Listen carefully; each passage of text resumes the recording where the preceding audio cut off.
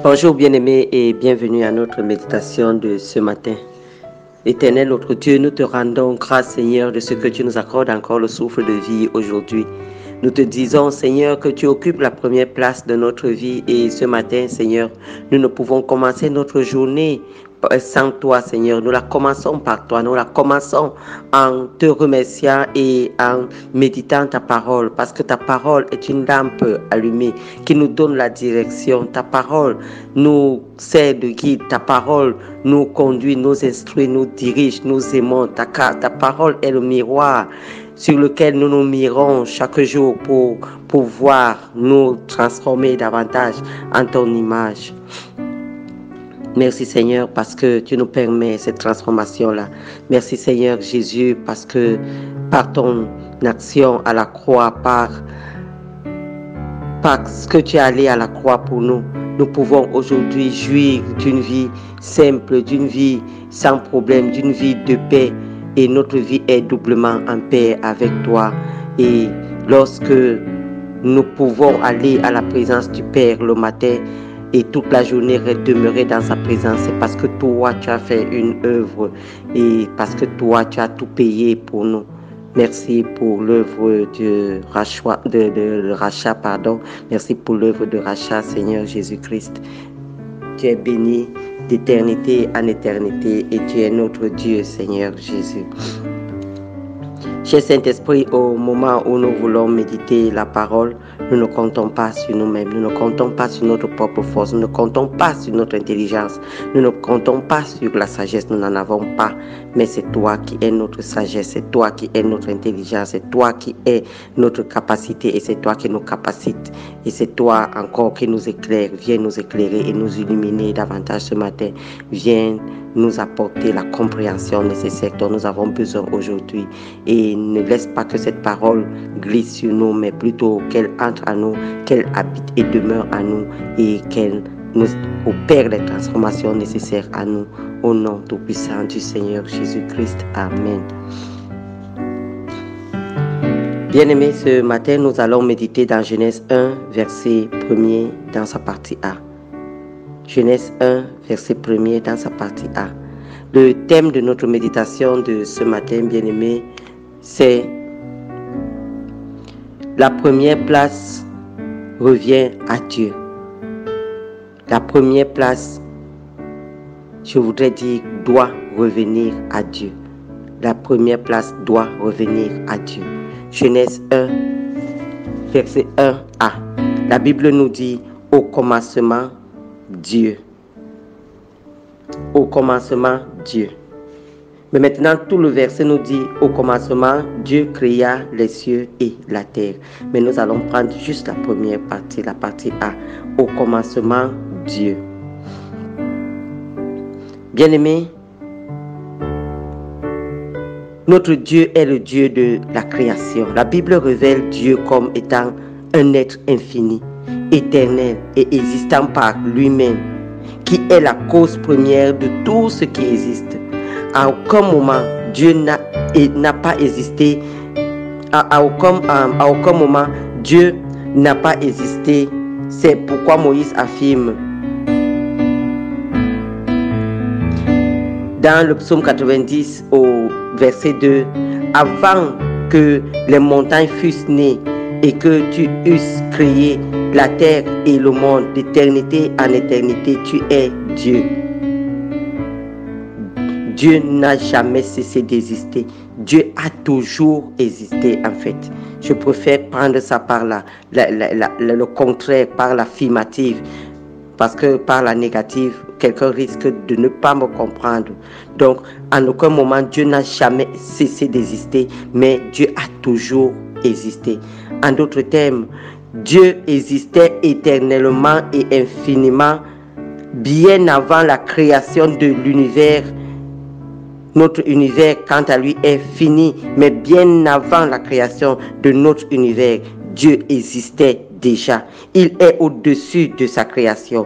Il est indépendant et il existe avant tout ce qui a été créé dans le ciel et sur la terre. Et c'est lui-même qui a créé toutes choses. Il a créé tout l'univers. Il a créé la terre et les cieux et les mers. Il a créé tout ce que nous voyons. Et c'est aussi lui qui nous a créés. Et c'est lui qui nous a donné de toutes les aptitudes morales, qui nous a donné la façon de nous comporter sur la terre. Notre Dieu est un Dieu incréé qui a créé toutes choses. Amen. Bien-aimés, au commencement, Dieu. Genèse 1:1. Au commencement, Dieu. Si nous séparons les 3 mots de ce verset du reste de la phrase, ceci forme une sorte de devise qui s'applique à tous les aspects de ta vie, bien-aimé. Soit cette devise veut dire Dieu en premier. Au commencement, Dieu dans toute ta vie. Tu dois appliquer cette devise, c'est-à-dire Dieu en premier. Cette devise est aussi sous-entendue dans le premier commandement. Et quel est le premier commandement? Le premier commandement dit, tu n'auras point d'autre Dieu devant ma face. Ça veut dire que Dieu ne discute pas sa place avec quelqu'un d'autre. Non seulement il a la première place, mais il occupe toute la place. Il n'y a pas de place pour un autre Dieu. Alléluia. Ces autres petits dieux que nous nous formons, Dieu ne discute pas sa place avec un autre Dieu. Rien ni personne ne doit prendre la place de Dieu, le Dieu vivant et le Dieu vrai dans ta vie. Oui, bien-aimés, nous trouvons cet enseignement dans l'histoire d'Élie et de la veuve qui avait juste assez de farine et d'huile pour faire un dernier pain pour elle et son fils dans 1 Roi 17 au verset 12. Il est donc étonnant qu'Élie lui demande de lui préparer d'abord un petit gâteau pour que lui, il mange d'abord. Bien que cela semble égoïste de la part d'Élie, ce n'était pourtant pas le cas. Élie agissait ici comme le représentant de Dieu et en tant que le représentant de Dieu, il disait en réalité à la veuve, donne à Dieu la première place et tu ne manqueras jamais du nécessaire. Alléluia. Donne à Dieu la première place. Bien-aimé, si tu accordes à Dieu la première place en toutes choses dans ta vie, si tu donnes d'abord premièrement à Dieu et si tu donnes à Dieu tout ce que tu de ta subsistance, sache que tu ne manqueras jamais, jamais, jamais du nécessaire. Des siècles plus tard, bien-aimés, le Seigneur Jésus enseigna la même chose sur la montagne par ses paroles. Dans Matthieu 6, verset 33, le Seigneur Jésus dit, cherchez premièrement le royaume et la justice de Dieu, et toutes ces choses vous seront données par-dessus.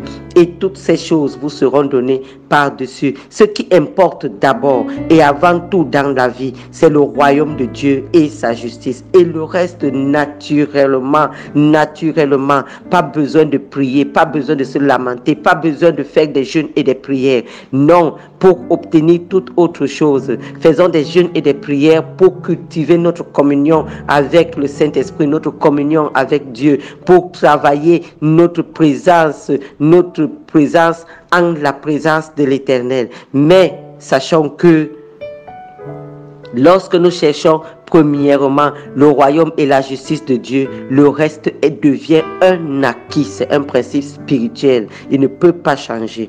Notre Sauveur insista encore une fois sur cette vérité dans Luc 14, verset 26, où il dit, si quelqu'un vient à moi sans me préférer à son père et à sa mère, à sa femme et à ses enfants, à ses frères et à ses sœurs, et même à sa propre vie, il ne peut être mon disciple. Jésus-Christ doit avoir la première place. Nous devons préférer le Seigneur Jésus à tout ce qui est important dans notre vie. Il occupe la première place, la place de choix. Oui, et c'est ainsi qu'il devient le maître de notre vie et c'est ainsi qu'il règne dans notre vie. Il doit occuper cette place-là. Cette place-là lui revient pour que notre vie ait un sens.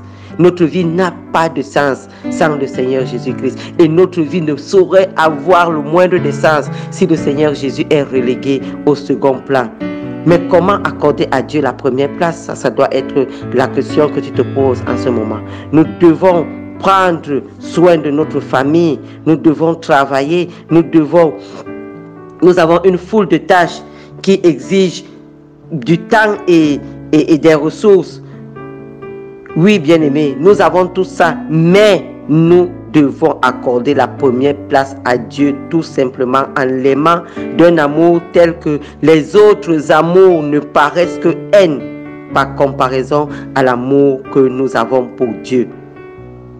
Lorsque nous regardons par exemple à nos possessions matérielles, bien-aimés, nous devons regarder à ces possessions matérielles comme si nous étions des intendants pour Dieu, parce que c'est Dieu qui nous donne tout ce que nous possédons. Et nous devons maintenant régler nos dépenses par rapport au royaume de Dieu, par rapport à l'avancement du royaume de Dieu, par rapport à l'avancement de l'œuvre de Dieu, par rapport à l'aide que nous devons apporter aux uns et aux autres. C'est pour cela que le Seigneur dit qu'il nous donne suffisamment pour que nous ayons assez pour satisfaire nos propres besoins et que nous en ayons encore pour toute bonne œuvre. Le Seigneur te donne pour que tu satisfasses tes besoins et que tu fasses aussi toute bonne œuvre. Bien aimé, ça ne dépend pas de la quantité que tu as, ça dépend de la façon dont tu fais tes dépenses, de la façon dont tu régis l'argent que Dieu place entre tes mains, les biens et les ressources que Dieu place entre tes mains, les talents qui sont tes talents personnels, les dons que le Saint-Esprit t'a donnés, ça dépend de la façon dont tu les utilises.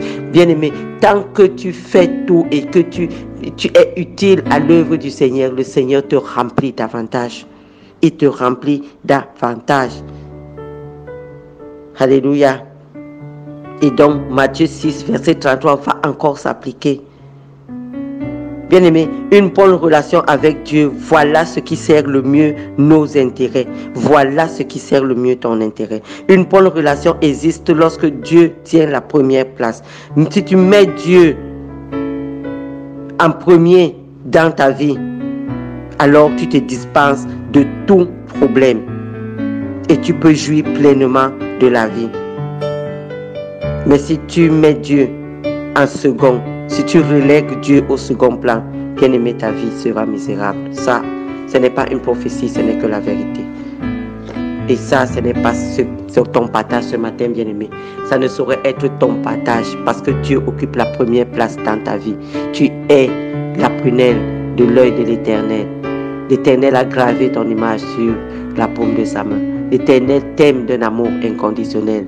Et l'Éternel occupe la première place dans ta vie. Et l'héritage que tu as en Jésus-Christ, tu jouis de cet héritage pleinement. Et Jésus-Christ est le Dieu de paix. En lui, tout s'écrit gloire. Ce matin, tout ça s'écrit gloire dans ta vie. Et tu vas rendre grâce à l'Éternel. Alléluia. C'était Maman Suzanne ce matin. Shalom, shalom. C'est la plénitude de la paix. Alléluia.